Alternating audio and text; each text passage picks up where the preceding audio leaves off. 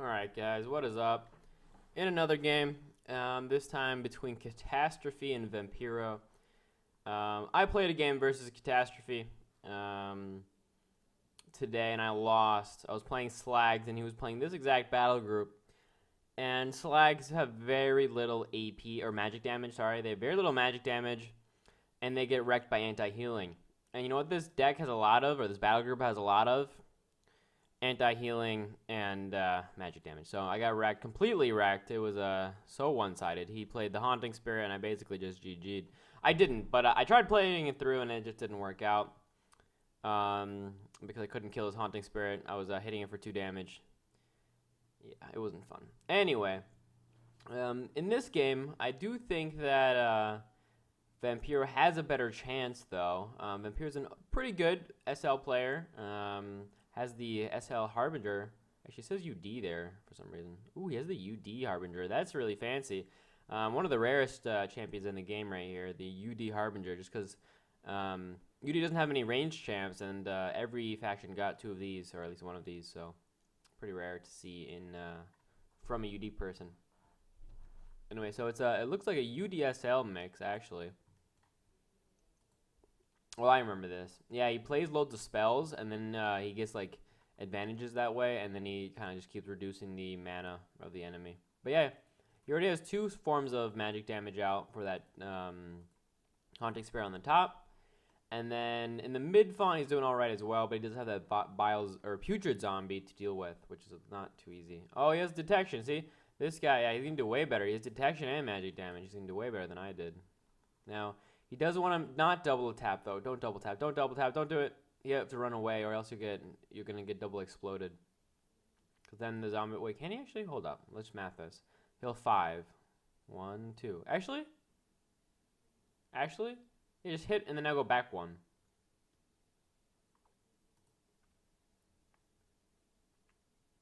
If he goes back 1, then he can't even be hit by the... Yeah, there you go. That's actually fine. I didn't know he only had 4 speed, so he's actually okay, right? But yeah, I have to watch out for that self-destruct. Now, this is one of those champions that starting out, you'll think it's horrible, and you'll be like, why would I ever play this? But it's all in the eye of the beholder. It depends on how you look at this champion. I'm not sure that spell was worth it, but the zombie can't do much anymore. It can't attack at least. Yeah, no, actually the zombie's useless, because he'll take 4 damage next turn, and then 3 more, so he'll die from the Chard. But he also can't move forward, so he'll also just get destroyed anyway. So actually, this zombie just is going to be completely useless. Pretty nice. So what I was going to say is, yeah, Bile Zombie's one of those champions that you don't really see as good when you first start out in the game, just because you're like, hey, 44 Nora, that's for a champion, that's really cheap. And then you look at him and you're like, wait, he doesn't do anything, though. He just dies. You're like, wait, should I really be paying 44 Nora for a champion that dies? And then it doesn't seem worth it at the start. Right? Because you're like, wait. Yeah, see, oh, he won't die to it. Alright, 1 more hit, though. The Harbinger can just smack him then. Anyway, but you do that 15 damage. Now, if you were to take this in perspective, right, and you say, hey, would I pay 44 Nora for a spell, let's say? An AoE spell that does 15 damage and blinds? Well, hell, yes, you would. Of course, it does depend on how many champs you can hit it on.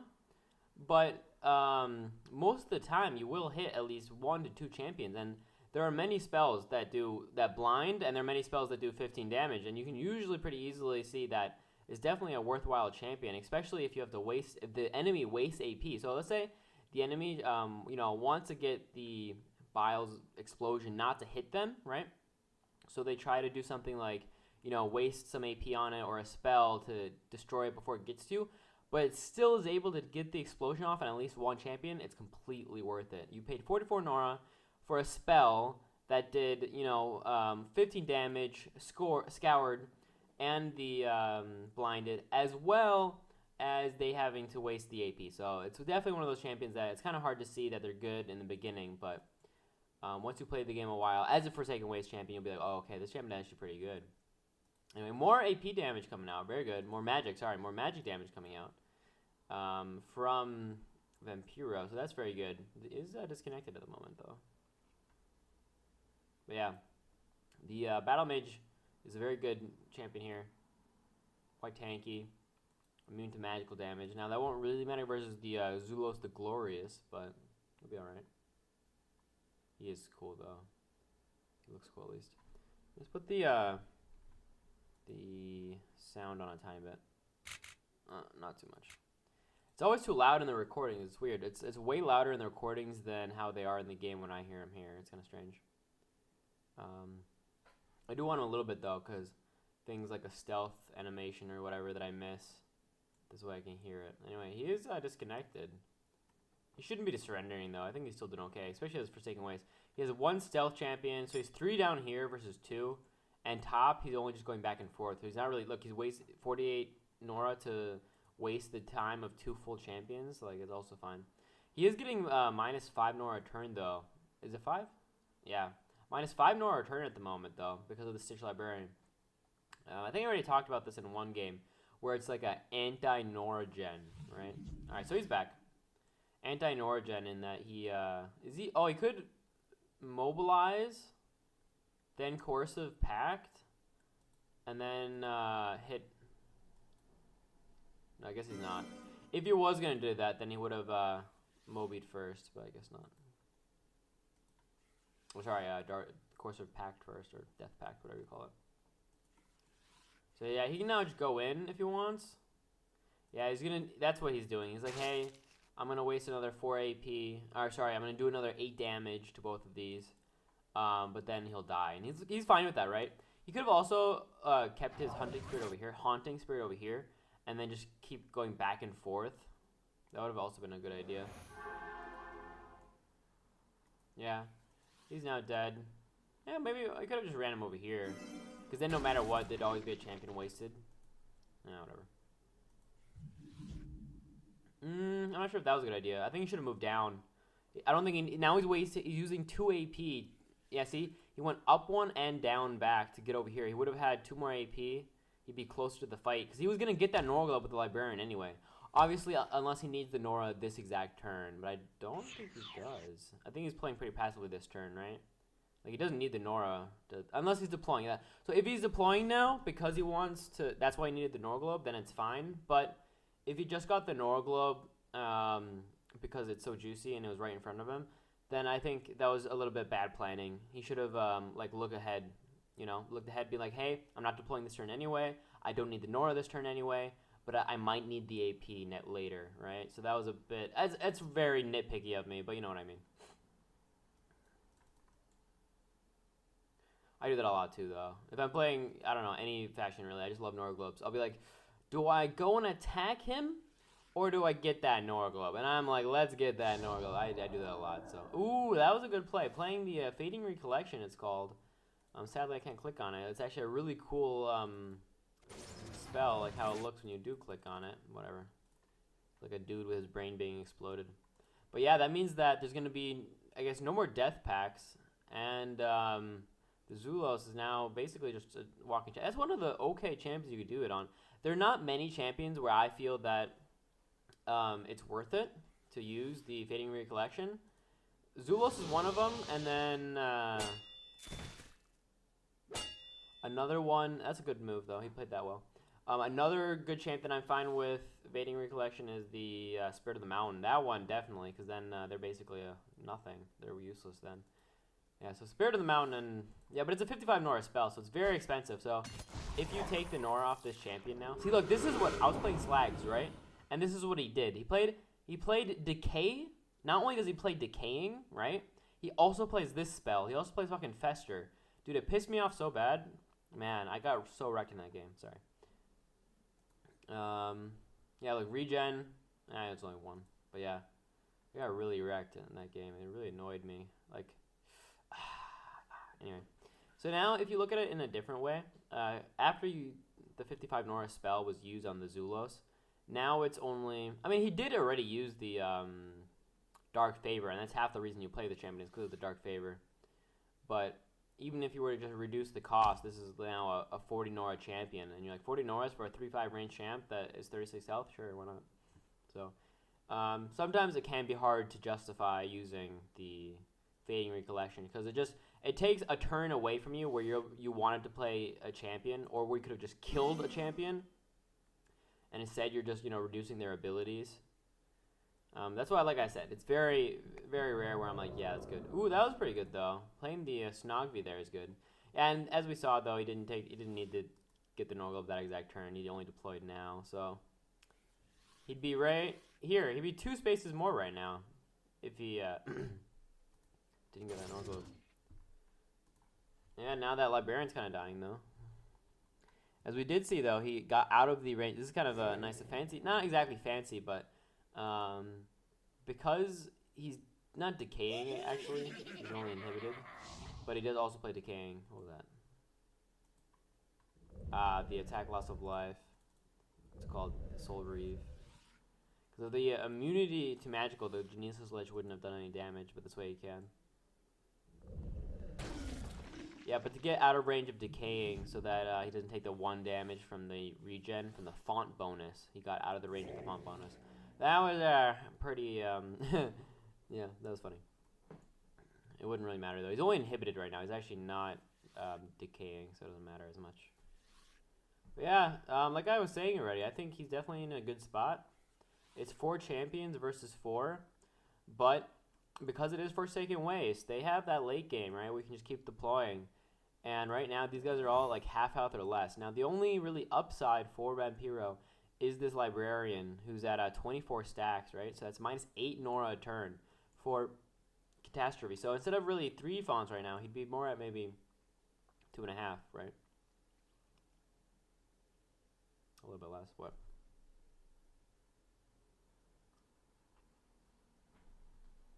And what's scary here is he can move the... I guess he can move Snogbian. There's a spell, though, in Forsaken Waste, where if you go into a dead magic zone, you get bounced back and you lose all AP. I forgot what it's called, though. But it's pretty dangerous. So he has to watch out. If he goes in here now, he might either want to do it with a relic, or if he does it, he has to just watch out that he doesn't get knocked back into the whirl, or else he'll be taking, you know, useless damage. This is a good deploy. Flying is very good on this map. You can threaten the bottom font, right? You can threaten the enemy fonts. You can just... This is what's so strong is this on this map is flying, because what you do is you threaten. So you go right here and you have, let's say, 4 AP. You go right here, right? Then they're like, well, shit. Next turn you have 10. They deploy at their font with something that's not flying or doesn't have a way to get over here, right? And then you just go to the mid font, and then you have a 1 champion advantage. Because you can just move this way, right? And if they don't deploy here, then you just walk over there and you're just like, okay, thanks. And then you just, you know, contest their font. And then they have to, you know, play something over here, go all the way down here, and, you know, try to get it back. So this map is really good for flying champions. Another champion that's really good on this map is the 9 speed moving. So Cyclops Blast Mage and the, what was that? Skeletor Lurper, alright. Cyclopean Blast Mage. Is that another one? Did he really just play another one? He plays double? No. He plays double fucking Fester, yo. That's dirty, man. That's fucking dirty. That's why he's playing so many of these guys. Because these guys can stall so well with the phase shift. They just never die. Because they're always in phase shift. And he's playing adaptive. Wow, this is annoying. Holy cow. I would hate playing. I mean, I did hate playing, and I do not want to play versus this battle group again. It must be so annoying. You get festered over and over. I wonder if he's playing the Unholy Tomb though. That's really the they're all stealth. The main thing to wait, he's not stealth. Come on, I can actually still see him. That's funny. He's right there. Anyway, the main thing that's so good in this battle group. What you doing, buddy? Is he is incorporeal. Alright, so he's gonna de-stealth. Is he going for the Genesis Lich or what? He can double tap, then the Harbinger's dead after that. I mean, he kinda is dead anyway, so might as well double tap, right? Who's he going for? Genesis? Either double tap Genesis or double tap Zulos, I guess. Yeah, he can kill the Zulos. Yeah, okay, that's fine. And then he's just gonna aura damage the Genesis a bit. Or is he running away again? The good thing about running away is that the Norglobe is his, and this is an expensive champion, so you do definitely want the Norglobe. Ah, that was stupid. He gave him the Norglobe. He should have hit the Genesis Lich, because then it'd be moved back instead of this guy. Yeah, this is good, though, because now, like I said, the Harbinger, if it dies from, a spell, then he is most likely to get the Norglobe himself. But he should have moved it over here, right? To be right next to the champion that would get it, right? If he moved his Harbinger right here, then once it dies, he could just move the Sonic Bolt over.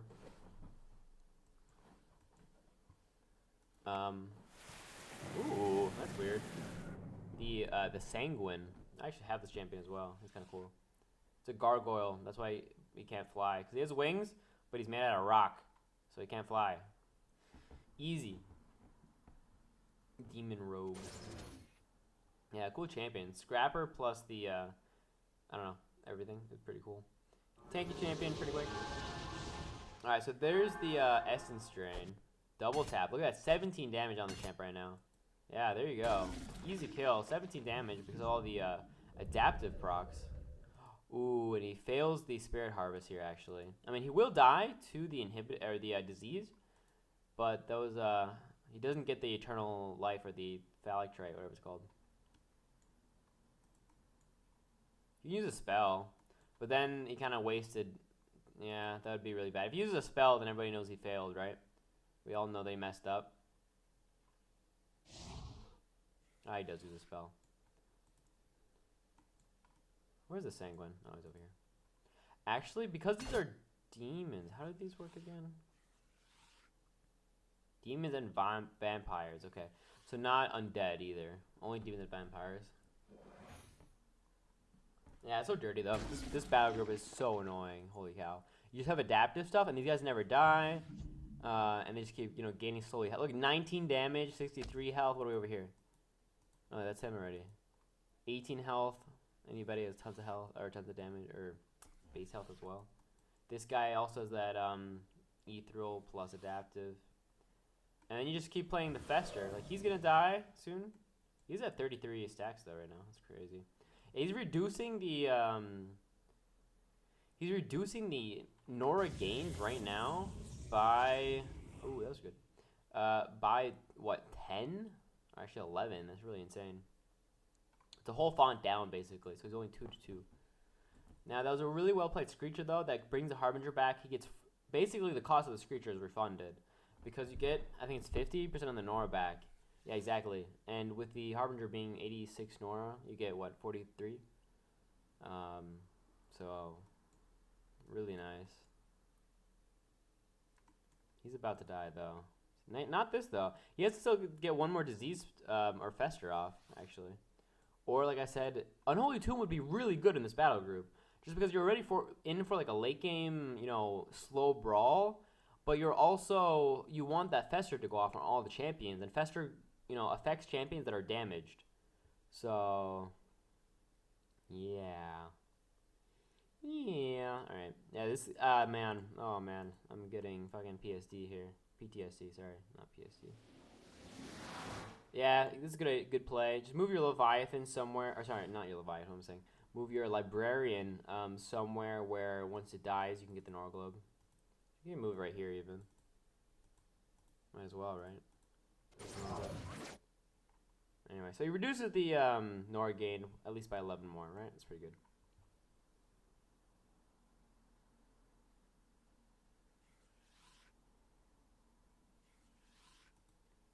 Now, he does not want to get into this blood globe. These blood globes do look really cool, though.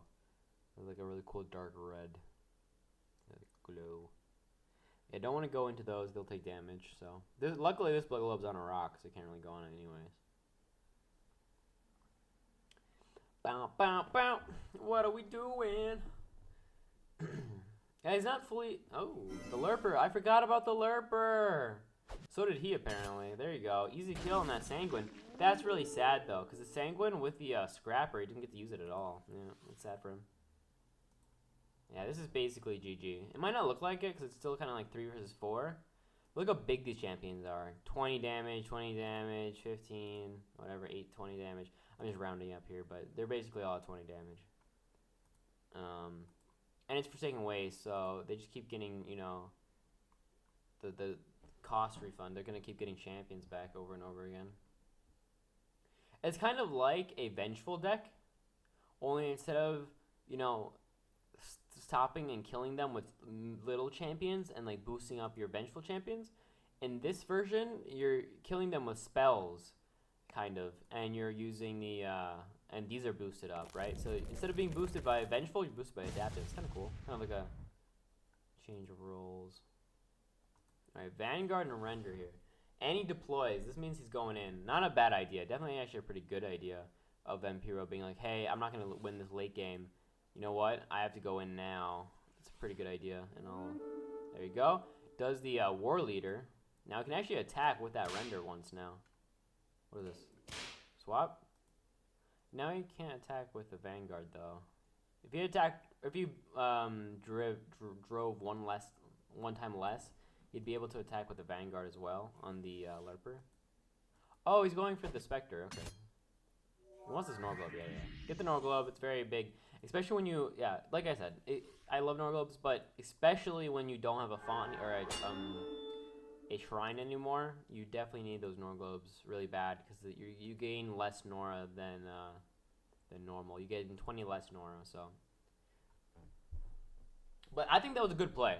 I think that was actually a really good decision by Vampiro to be like, you know what, I'm gonna lose this later. I'm about to have my Librarian die, and this is right now my kind of my win condition. But the next Fester means that my Librarian is dead, and then I'm losing, right? And I've lost. So what I'm going to do is just go in with my Avatar, get hopefully a kill on both of these champs, and kind of just keep pushing. There's the kill on the Stitched with the Blood Phoenix, who also, no, Blood Tracker as well as Dark Favor. So, yeah, Dark Favor, this is like I'm going to kill you from far away. We don't even have to get close to each other. I just want to Fester, you know, Dark Favor, whatever. You don't even need to play. He needs to play fucking Sabotage. He needs champions with Sabotage. That would do well. Render's kind of close to dying. We do have that. Yeah, there he goes. The Genesis. Only 13 damage though, surprisingly. So the defense and stuff. Yeah, and he gets the Norglobe. Ooh, oh, that's dirty. All right, that's GG. Yeah, okay. Yeah, that's dirty. On this map especially. It's a domination. You get the you possess them and you just throw them off cliff. That's what I do with what's called Slaver's Whip. It's just as dirty with Slaver's Whip, but you know, I never feel good doing it, but I just do because otherwise they'll do it to me. You know, it's just I have to. It just has to be done. And now it's GG. We have 2 champions versus 3. You know, the Blood Phoenix is out, and this Zealot, he can do a lot. Like, he has 20 damage, some pretty good attacks, but I don't think he's gonna be countered. Look at this damage though; they're basically the same. 62-18 versus 20-103. I don't know. It's kind of close to me. It looks like it, right?